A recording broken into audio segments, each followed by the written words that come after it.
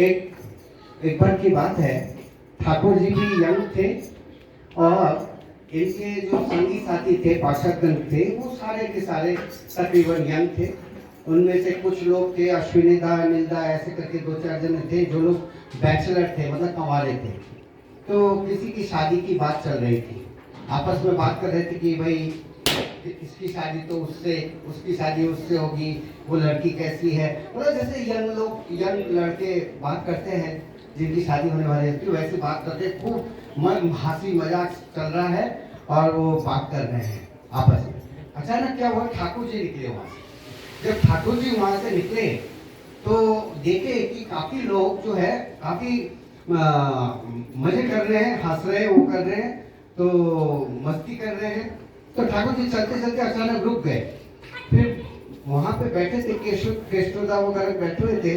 तो केशवदा, पंचानंदा एकदम रुक के बोलते हैं, ओ पंचानंदा, क्या कर रहे हो आप लोग? तो सब लोग थोड़ा शर्मा रहे। ठाकुर जी से कैसे बोले कि भाई शादी की चर्चा हो रही है, इसके ये लड़की जो देखी है वो लड़की से कैसी है, क्या नहीं है, इस बारे में। तो सब लोग चुप थे। थोड़ी देर बाद में ठाकुर जी बहुत अच्छा बात बोलते हैं, अच्छा आमी आची तो, मतलब जो भी चर्चा कर रहे हो उसमें मैं हूं कि नहीं? तो सबने बोला हाँ हाँ ठाकुर, मैं हूं कि नहीं का मतलब है कि उन्हें पता था कि वहां पे विवाह चर्चा चल रही है किसी आपस में लड़की की। तो ठाकुर जी ने विवाह विधायना के ऊपर बहुत सुंदर ग्रंथ की रचना की है। उस आदर्श की पालन हो रहा है कि नहीं, जिसकी हम शादी की बात कर रहे हैं, चर्चा कर रहे हैं, सोच रहे हैं कि वहाँ शादी होनी चाहिए।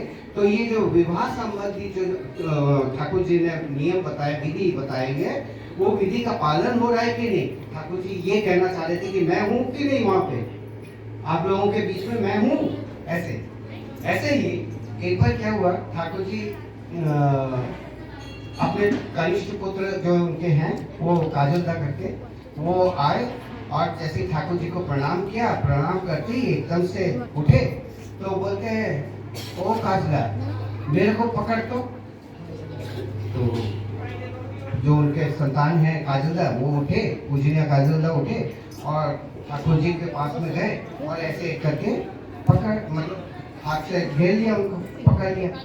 फिर थोड़ी देर बाद में बोलने लगे, ओ काजला, आमाके धर तो, मुझे पकड़। तो अब काजलदा सोच रहे मैं पकड़ तो रखा है, फिर और कस के उन्होंने पकड़ लिया। फिर थोड़ी देर बाद में वही एक ही बात कि वो काजला, आमाके धर तो, मेरे को पकड़। तो बार बार एक ही बात बोल रहे और काजलदा अपनी दबाव बढ़ाते जा रहे। तब ठाकुर जी बोलते हैं, ओ काजला, तेरा सीना मेरे सीने की से स्पर्श कर रहा है, तेरे दोनों हाथ मेरे पीठ के पीछे है, मुझे पकड़। तो अब वो काजलदा परेशान हो गए कि मैं तो समझ ही नहीं पा रहा हूँ, काजलदा क्या है, हम लोग में से कोई भी नहीं समझ पा रहा है कि ये ठाकुर जी बार बार ये बात क्यों बोल रहे हैं कि पकड़ तो पकड़। तो ये बात ऐसी है कि ठाकुर जी जिस पकड़ने की बात कर रहे थे, वो पकड़ने का शरीर का पकड़ना नहीं था। पकड़ने का मतलब है कि वो ठाकुर जी की बातों को पकड़ के रखे अपने जीवन के अंदर। ऐसे ही एक बार ठाकुर जी जो है वो बैठे हुए थे वहां पे और नागमंडप पे बैठे हुए थे। उन्होंने अभी देवघर में सबने देखा ही होगा जो लोग गए थे कि वहां में स्नान उत्सव जहाँ पे होता है, वहां पे बहुत बड़ा स्विमिंग पूल बना हुआ है। तो ये श्री बौद्धा ने निर्माण करवाया था। तो वहाँ पे स्नान उत्सव मनाया जा रहा था। ठाकुर जी नहा धो के एकदम अपने कपड़े वस्त्र पहन के और अपने नागमंडप पे आके बैठे। तो देखा कि उनके नहाने के पश्चात देखा कि बहुत सारे लोग वहाँ पे स्नान उत्सव जहाँ पे हुआ था वो लाइन करके खड़े हैं और सबके हाथ में बड़े बड़े ड्रम, बाल्टी शाल्टी, चरी वरी ये सब होते हैं ना, बर्तन वगैरह वो थे।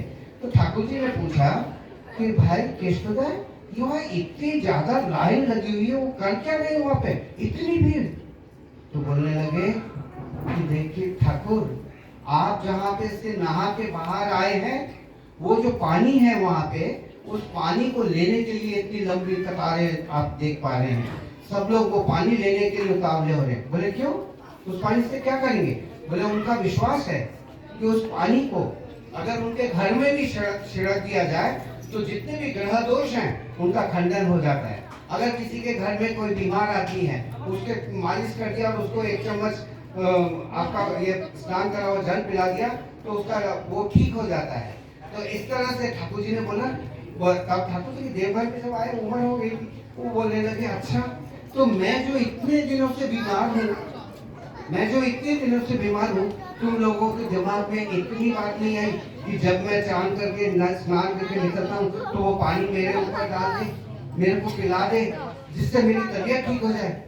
कहने का तात्पर्य ये है, ठाकुर जी हर बात में ये बोलना चाह रहे थे कि काजल उधर को बोलते हैं मुझे पकड़ तो वो उधर लड़के हंसी मजाक ठट्टा कर रहे हैं, उनको बोल रहे हैं मैं हूँ ना तुम्हारे बीच में। इधर ये लाइन देख के वो कह रहे हैं कि अगर उस पानी से सब लोग ठीक होते हैं तो मेरी भी तो तबीयत ठीक हो सकती है। ये सारी बातें जो है ठाकुर जी कहते हैं। ठाकुर जी का सारे कहने का तात्पर्य था, हमारे जीवन के अंदर हम जो भी क्यों ना करें उसमें ठाकुर जी है कि नहीं। ठाकुर जी ने ऐसी कोई भी बात, आप लोगों को पता रहनी चाहिए कि ठाकुर जी ने ऐसी कोई बात जीवन की ऐसी नहीं रखी, गुप्त नहीं रखा, उसे भी बताया है कि वो कैसे करना चाहिए। चाहे आप ये विवाह विधायना की बात करें, चाहे संतानचर्या की बात करें, चाहे एक पुत्र अपने पिता के प्रति क्या कर्तव्य करेगा, पिता अपने पुत्र के प्रति कैसे रहेगा, शादियां कैसे होगी, संतान कैसे होंगे, उनका लालन पालन कैसे होगा, ये सारी चीजें। अगर किसी से द्वेष हो जाए, झगड़ा हो जाए, मन मालिन्यता हो जाए, उससे बात करना बंद हो जाए तो तब हम क्या करेंगे, ये सारी चीजें ठाकुर जी चाहते थे कि मैं आपके जीवन के अंदर हर क्षेत्र में, हर कर्म में, हर सोचना बोलना और करना, हर चीज में ठाकुर जी हमेशा रहे। यही ठाकुर जी चाहते थे। यही वन उत्सव जो है उसी का एक प्रतीक है। ठाकुर जी जब 1952 के अंदर देवघर पहुंचे थे, 46 में आ गए थे, लेकिन 52 के अंदर ये मानिकपुर जगह, मैंने यहाँ पे ये लिखा हुआ है, ये मानिकपुर एक देवघर में एक जगह है। वो देवघर में मानिकपुर में आके बैठते थे, 1952 से बैठते थे और रेगुलर आते थे। और क्या करते थे पता है, वहाँ पे वो क्या बोलते हैं, जसीडीह टू मुगल सराय एक पैसेंजर ट्रेन, उस हावड़ा मोकामा तो था, वो फास्ट ट्रेन था, लेकिन मैं जिसकी बात कर रहा हूँ वो जसीडीह टू मुगल सराय जाती थी। उस ट्रेन को देखने के लिए आते थे, सुबह 6:10 में जसीडीह से रवाना होती थी, उसको देखने के लिए आते थे। एक दिन केशवदास बोलते हैं कि ठाकुर ये आप इससे अच्छी ट्रेनें हैं, ये बहुत बड़ी लाइन है, ये मतलब एक्सप्रेस लाइन है, यहाँ से काफी तेज ट्रेनें भी निकलती है। अगर ट्रेन ही देखना है तो उन ट्रेनों को देखिए, ये क्या गाड़ी है, बैलगाड़ी की तरह, ये थोड़ी दूर चली फिर रुक गई, फिर थोड़ी दूर चली फिर रुक गई। ऐसे ट्रेन को देखने क्यों आते हैं? केशवदास पूछ रहे हैं कि ये कोई देखने का है क्या? ये ट्रेन देखने की चीज थोड़ी है, एक पैसेंजर ट्रेन को क्या देखना है? तो ठाकुर जी बोलते हैं उस ट्रेन में और मेरे में कोई भी फर्क नहीं है। बताएं क्यों? क्योंकि वो भी वहाँ जितने पैसे वाले हैं वो लोग तो एक्सप्रेस ट्रेन में चले जाते हैं, लेकिन जो लंगड़े लूले अंधे दुखी सुखी ये जो भी हैं, ये सारे के सारे अपने अपने गंतव्य स्थान पर पहुंचने के लिए इसी ट्रेन पे बैठते हैं। और ये ट्रेन में बैठने के बाद में उनका जो गंतव्य स्थान होता है, जहाँ पे वो जाना चाहते हैं, वहाँ पे वो उतारती है। ऐसे ही यशोदा मेरे को जो पकड़ता है, मुझे जो पकड़ के रखता है, मैं उसके गंतव्य स्थान पे अवश्य पहुंचाता हूँ। ये मेरे में और इस ट्रेन में, इसलिए मैं बोल रहा हूँ कि कोई फर्क नहीं है। और यही कारण है कि मेरे को ये ट्रेन बहुत अच्छी लगती है और मैं सुबह सुबह आके इसे देखता हूँ। इसी तरह से 1952 से चलता रहा। ठाकुर जी रेगुलर वहाँ मानिकपुर में आते, वहाँ बैठते और ट्रेन को देखा करते थे।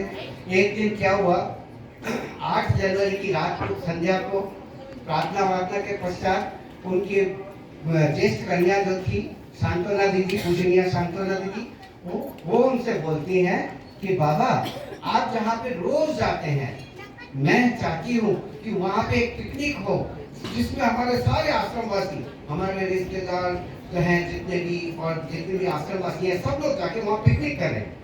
तो ठाकुर जी ने पता है क्या बोले, तुरंत क्या बोले, कल खाती कर, तो फिर कल ही कर। टाइम भी नहीं दिया, संध्या का टाइम था। सर सांत्वना दीदी ने बड़ौदा को बोले कि बाबा ऐसे बोल रहे हैं, तो बोलने लगे कि ठीक है, तो जब बाबा ने बोला है तो करना ही है। तो वो सब लोग वहाँ पे मानिकपुर इसी जगह पे गए। वो था 9 जनवरी का टाइम था। वो गए और वहाँ जाके बहुत धूमधाम से जो है पिकनिक मनाने के लिए वहाँ आनंद बाजार का वो हुआ, आरंभ हुआ। और वहाँ पे ठाकुर जी ने कहा कि ठाकुर जी को जब सबने देखा खाना वाना बन गया है, ठाकुर भोग का टाइम हो गया है, तो ठाकुर को बोले कि भाई ठाकुर भोग का टाइम हो गया है आपके, तो हम सब लोग चाहते हैं कि पहले आप भोजन ग्रहण कर लें, उसके पश्चात हम लोग करेंगे। तब ठाकुर जी ने बोला आज मेरा खाना जो है, मेरा भोग जो है यहाँ से ठाकुरबाड़ी जाएगा, मैं वहाँ पे भोजन करूंगा, लेकिन बड़ों को यानी कि तुम लोगों की बड़ी माँ जो है वो यहीं पे भोजन करेंगी। और वो चूंकि उस दिन माँ ने बड़मा ने वहाँ पे भोजन किया था, आज तक उसको इसी तरह से पालन किया जा रहा है। और ठाकुर का खाना चूंकि वहाँ जाता है, तो वो ठाकुर जी का जो वनभोज का भोग था, वो आज भी 9 जनवरी को वहाँ पे अन्न भोग होता है। और वो खाना सबसे पहले ठाकुरबाड़ी जाता है, और ठाकुरबाड़ी में सब लोग जितने भी हैं सब लोग उस प्रसाद को ग्रहण करते हैं। इसीलिए उसी दिन से 1969 9 जनवरी 1969 उसी साल ठाकुर चले गए थे, उसी महीने में चले गए थे 27 जनवरी को, जो आने वाला है। हम लोगों को पता ही है कि तिरोधान दिवस जो है वो है, तिथि शायद 1 दिन 2 दिन पहले है, वो हम लोग सब अभिषान्य करते हैं उसको। तो ये जो कार्यक्रम हो रहा है उसी 9 जनवरी 1969 की स्मृति में हम लोग सब लोग मनाते हैं। फिर ठाकुर जी तक सब लोग आ गए आश्रम में, तो बोले कि आज का दिन याद रहे कि जितने भी लोग हैं आप पूरे वर्ष जो भी करते हैं, लेकिन 9 जनवरी हमेशा ध्यान रखें, साल में इस दिन वन भोज करके आज जो आनंद मिलेगा वही आनंद होगा मेन स्टॉक, और वो पूरे वर्ष तक आप लोगों को हमेशा आनंदित करता रहेगा। यही है वन भोज का उद्देश्य मनाने का। इसी के साथ ही समय बहुत कम है, मैं ठाकुर जी के धातु चरण में जो भी आए हैं यहाँ पे उपस्थित हुए हैं, या जो नहीं हो पाए किसी भी कारण से, ठाकुर जी के धातु चरण में उनकी मंगल कामना करता हूँ। जय गुरु।